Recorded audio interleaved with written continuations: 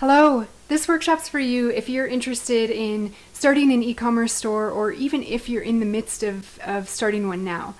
I'm Angie Viehman with Clutch Businesses, and I help female entrepreneurs move from hustle to flow.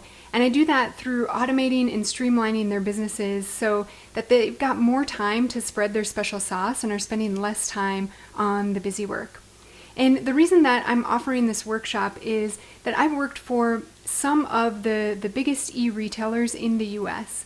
And I also see that having an e-commerce business is a really incredible way for women to have the lives that they've always dreamed of. So it allows them to make the money that they deserve. It allows them to set their own hours, and it allows them to spend time with family, friends, and even themselves.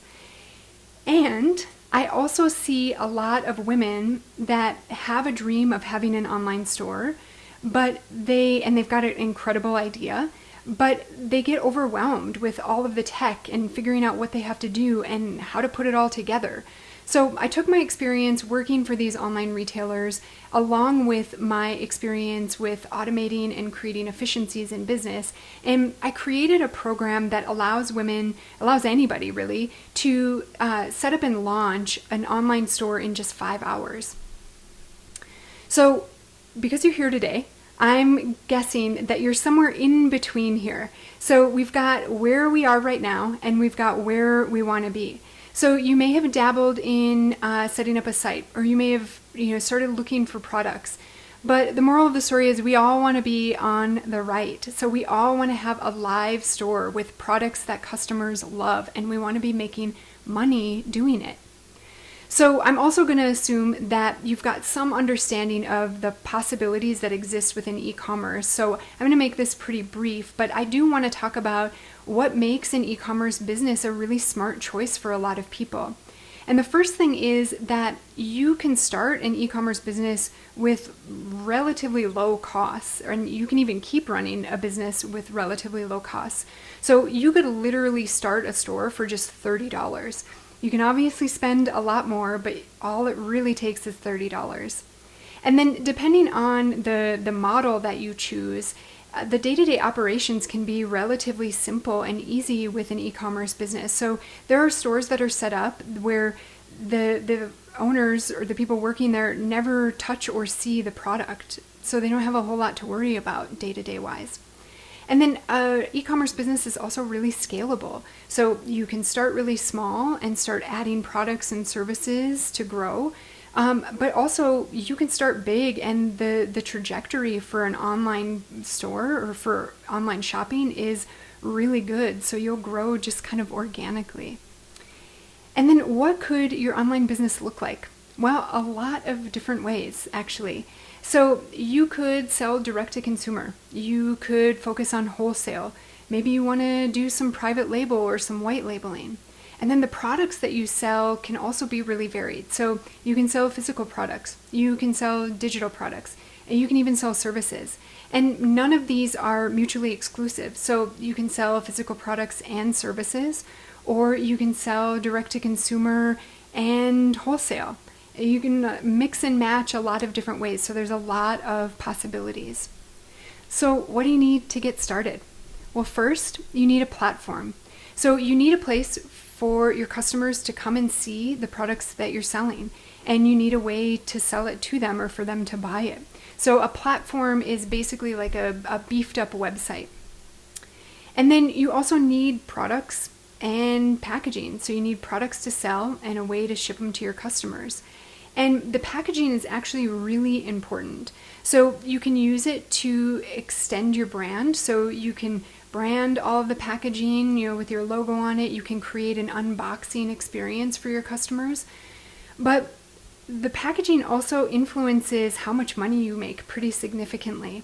So if your products are arriving to customers damaged, not only are your customers going to be unhappy, and you'll likely lose them depending on how you handle the situation, but you're also going to be spending a lot more money to get them their order, because you're going to have to reship it, and you're going to have to pay for that shipping, and you're going to have to pay for that product. So it can be really costly if you don't get the packaging right. And then you also need a payment processor. So this is how you'll collect payments from customers. And making payments as easy as possible is the key to getting sales. So a lot of online retailers are even offering payment plans these days to make it easier for people to purchase. And then you also need to dazzle your customers so that they keep coming back. So making your site easy to navigate, making the order process simple, and making sure that their order arrives on time and in perfect condition are all ways to make them raving fans of your business. And then we've talked about this a little bit, but your logistics have to be well oiled. Because unfortunately, customers want everything like yesterday. So unless they're ordering custom products, it's going to be really hard to explain to them why it took a week to put their order even in the mail. So you'll need a tight process in place to get orders out as soon as possible. And you also need reliable carriers so that packages aren't delayed. I think we've all experienced this as consumers ourselves, where we've been told something's going to arrive on Tuesday. We are counting on that because we need it for the following day, and it doesn't show up. And that's not the business's fault necessarily, but you just don't want to introduce that kind of frustration and agony to your customers or to yourself. Okay, so having the right platform in my mind is one of the most important things that you can do for your e-commerce store.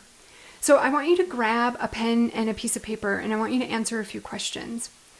So the first question is, what's your online sales model? So are you going to be doing direct to consumer? Are you going to be doing wholesale? And then the second question is, what kind of products are you going to sell? Are you going to sell physical? Are you going to sell digital? Are you going to sell services?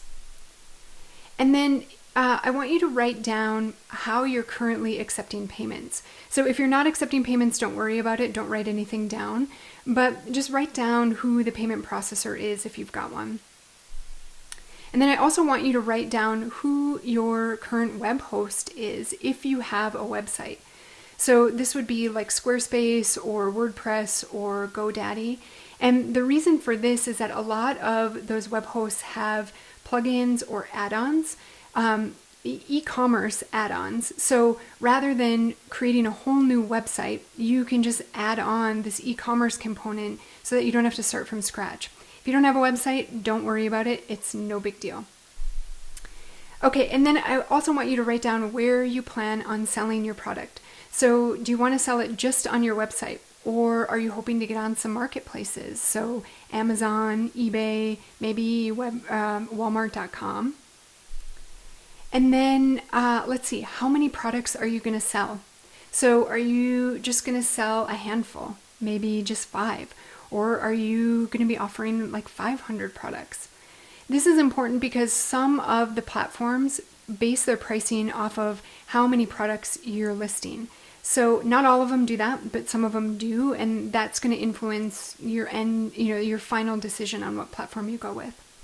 And then along those same lines, write down how many users you're going to need. So basically how many logins or how many people are going to need to log in and make changes or updates or gather information from your platform, your e-commerce site, we'll call it now.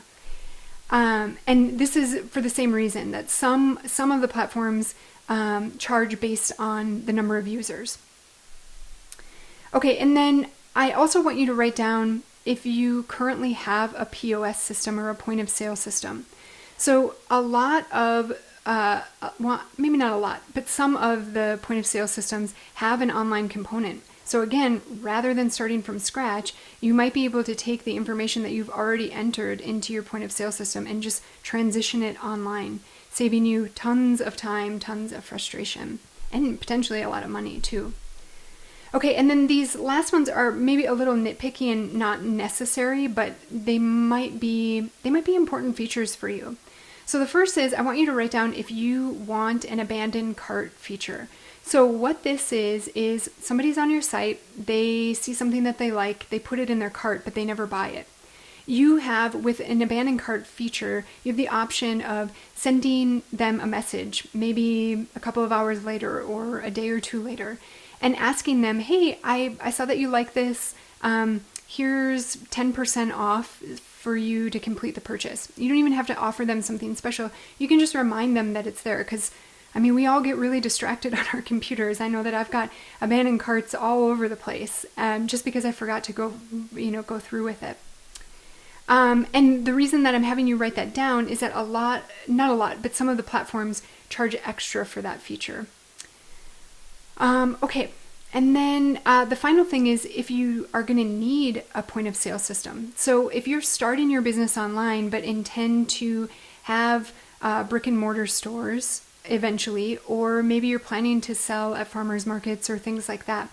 Again, if you've got something that has POS functionality in addition to online, it can save you a lot of time and money potentially. Okay, so now you've got an amazing checklist to start researching the right platform for you. So do a Google search for e-commerce platforms and start to compare the options on the list that you've just created with the features that they offer. And then once you've found a few that seem like they might be a good fit, start to compare the prices. So most of the platforms are going to charge a monthly fee. So it's just a flat monthly fee for this, this, and this. But one thing that I want you to watch out for when you're comparing prices and features is that some of them are going to charge a monthly fee and a transaction fee. And that transaction fee is usually in addition to the transaction fee that you're already going to be paying the payment processor. So a low $30 a month fee could quickly become several $100s without you even realizing it. Now, the one exception that I'll make a note of here is Shopify. So if you're looking at Shopify, I would recommend not using an external payment processor with them, because they are one of those people that will charge you a monthly fee and a transaction fee. But their payment processor so they have their own payment processors, is why I'm mentioning this. So if you use their payment processor, you don't pay that additional transaction fee. And their transaction fees are actually really competitive with all of the external payment processors that you might end up using. Okay, so what about products? All right, so I want you to grab a pen and paper again, and I want you to write down a list of the products that you want to sell. And then next to each of the items on your list, I want you to write down what you think customers would pay for that particular product. Now, once you've got that, you have a list that you're armed with to go to your suppliers with. So when you find somebody that you can buy these products from, take the costs that you're getting from them and make sure that you can actually make money on this product. So you don't want to get a really high cost from a supplier and then have to increase your retail beyond what your customers are going to pay for it. It just doesn't make sense. And you don't want to be making so little money selling that product that you're not making any money. It's not a sustainable business. So take all of the costs that you're getting from them, and I would shoot for a 50% margin. There are plenty of people out there that are comfortable going lower than that, but I would say that should be your target. You might not hit it every time. You might end up with 40 or 45%, but I think 50% is a good place to shoot for. Okay, so there's still a lot of work to be done, but this should be the beginning of a really successful e-commerce store. And you might be wondering how long it will take to launch your store. And I would say that on average, it takes folks 4 to 12 months from start to finish. And my suggestion, if I can make it, is to start small. So you don't have to start with all 200 of the products you want to offer. You can offer just a few. And you don't have to build out the most amazing website, your dream website, right away. Basic doesn't mean broke down. There's plenty of ways to build a very basic business, test it out, make some money, and use that money to invest in your growth, invest in your dream website, invest in those 200 products, all of those things. And now, I mentioned this at the beginning, but if you want to eliminate all the time researching, testing, and stressing, I do have a course that walks you step by step through building your e-commerce store in just 5 hours. And that 5 hours includes the time it takes to complete the course in addition to the platform setup. And with that, you'll be armed with tools that will make running your business easier forever. So you'll have plenty of extra time, which not a lot of business owners can say. So if you want to start making money sooner rather than later, you can register for the course at and check it out. See what it includes and all of that kind of stuff. So you can do that at thecompleteonlinestore.com/invited. And you can use the code ABSOLUTE to get $50 off. And it's already a pretty low cost course. So, that's my gift to you, because I'm so excited to see your stores grow and thrive, and to see you grow and thrive as a result. So, please let me know if you've got any questions. Please check out the course, and thank you so much for watching today, and good luck. I think you'll really love having an online store.